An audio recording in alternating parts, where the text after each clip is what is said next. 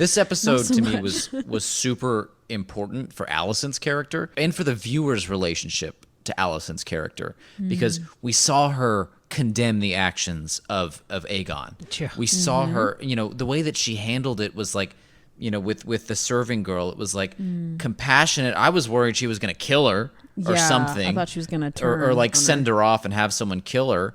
But given what her character had clearly been becoming over the past few episodes, but she didn't, and then she goes and punishes Aegon for it, even if it's just verbally. That's really important for her character in this case because we haven't really seen that sort of growth. We talked about last week how you can't really be Team Green at this point in time. Now everyone can have their opinion about that, but like the way that the show is clearly being set up so far, up until this last episode, was purely Team Black, right?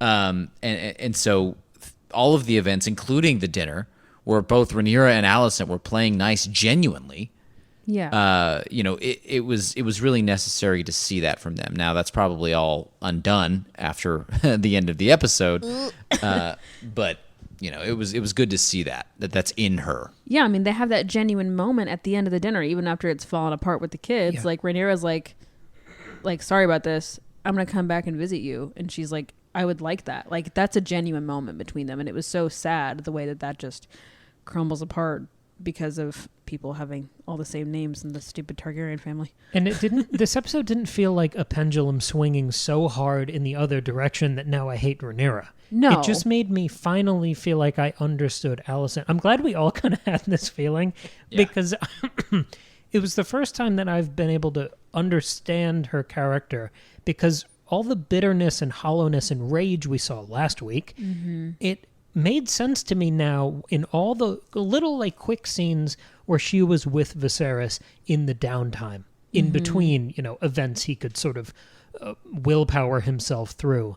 And she started to seem like more of a burnt out caretaker. And zooming out to see the arc of her character through this season, she is a child bride turned hospice nurse, which changes my view of her sympathizing with her being impossible. Like she was kind of sold and forced into all this anyway by the implied abuse from Otto that we've never seen, but I think that argument gets stronger that there was abuse there because she's repeating all of that physical violence to her evil children who are both sociopaths that she's clearly scared of. Oh yeah.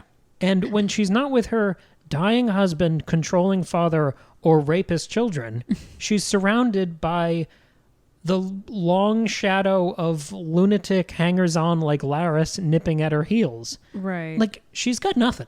Her life was stolen. Her future looks dreadful.